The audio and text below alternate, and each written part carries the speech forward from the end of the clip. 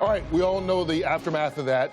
Indefinite suspension handed down for Myles Garrett.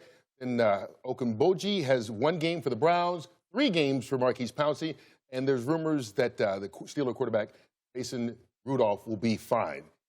First of all, your general impressions of seeing what happened there on the field. First thing I thought of when I saw this was, okay, someone said something's happened here. And then the helmet came out. And the second thing I thought was, thank God he didn't hit him with the crown of the helmet because he's going to be hurt.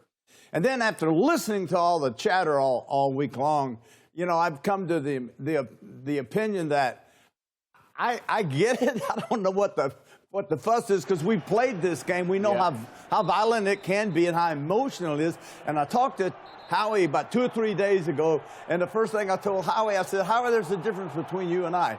You're a defensive person for a reason. You're jacked up a little different than offensive people. Myles Garrett made a mistake, and I just want all our viewers to know everyone on this dais would tell you what a really good kid he is, regardless of what you saw. Here's the thing. One, what he did was indefensible.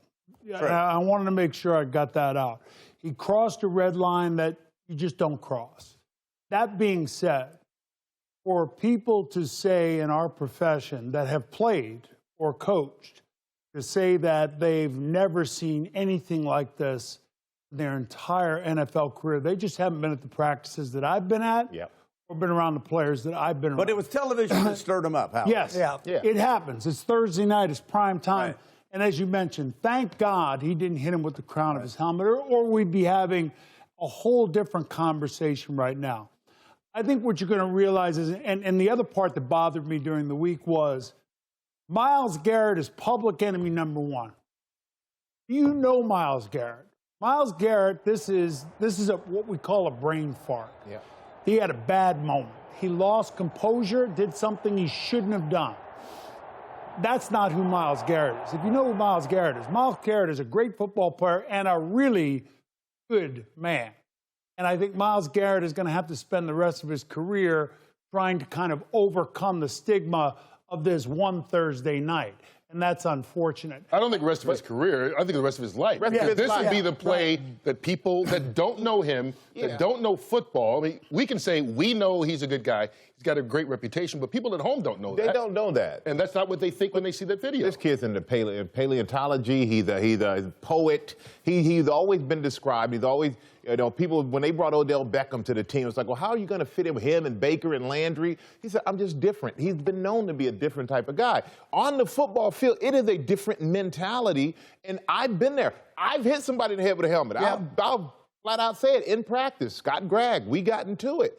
Afterwards, I felt horrible. I realized I couldn't Does that really define you? No, it does not define me. But if you haven't been in that situation, you don't understand. And he's not right by what he did. No. I was not right by what I did. No. But what I can say is it does not define me because that's not who I am. But we're in a culture called the cancel culture.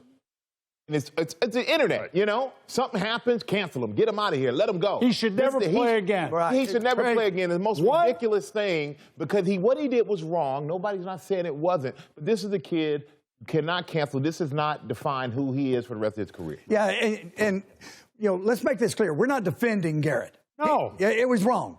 But, hey, in 40 years of coaching, numerous times I saw this happen on the practice field, preseason games. So it's not an isolated incident. Now, as a coach, you know, there's a couple of culprits in this thing besides Garrett.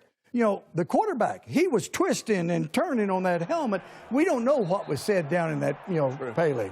You know, and then he goes and that after could come Garrett. out later. You know, and so, you know, Rudolph, you know, as for Pouncey, and then Kitchens. You know, listen, now as a coach, an isolated incident, okay. But if it's a pattern, you know, the most penalized team in the league, the most suspensions in the league, so there's a lot of people were wrong on that particular incident. Now, this thing is not going to end. We talk about the fine that Mason Rudolph may incur at some point, so we'll find out with that. The bottom line, though, if you rip off a helmet, just drop it. Yes. You know what? Just leave you know, you throw it and you let the guy go over and get it. That's That's the punishment.